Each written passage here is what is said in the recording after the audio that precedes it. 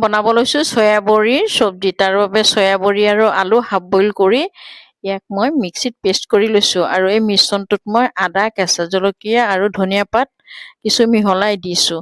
এই পেষ্টটোত মই অকণমান কৰ্ণফ্ল'ৰ, হালধি গুড়ি আৰু জলকীয়া গুড়ি, ক'লা জিৰা মিহলাই কেইটামান বড়ি ভাজি লৈছোঁ। তাৰপিছত পেন এখনত তেল গৰম হ'বলৈ দি ইয়াত মই দি দিছোঁ তেজপাত আৰু মিঠা জিৰা আৰু গোটা জিৰা।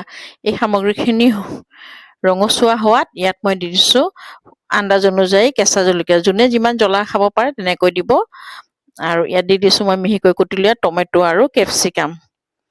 গোটেই মিশ্ৰণখিনি অকণ ৰঙচুৱাকৈ ভাজি হোৱাত আৰু পানীটো টানি অহাত মই ইয়াত দি দিছোঁ হালধি গুড়ি আৰু কাশ্মীৰী জলকীয়াৰ গুড়ি, কেৱল ৰংটো হ'বৰ কাৰণে, কাৰণ মই জ্বলাৰ কাৰণে কেঁচা জলকীয়া দিছিলোঁৱে। আৰু ইয়াত মই গোটেই সামগ্ৰীখিনি মই অকণমান শুকানকৈ ভাজি লৈছোঁ। আৰু ইয়াত দি দিছোঁ মই সোৱাদ অনুযায়ী নিমখ, কাৰণ মই ইয়াত বেছি জোল নাৰাখোঁ।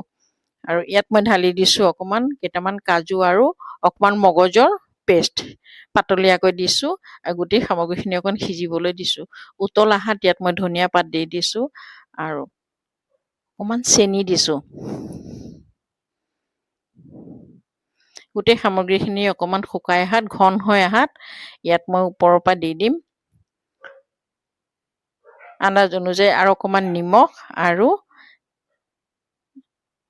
ভাজি ৰখা চয়া বলকেইটা। ইয়াত মই কিন্তু কোনো চয়া চচ ব্যৱহাৰ কৰা নাই।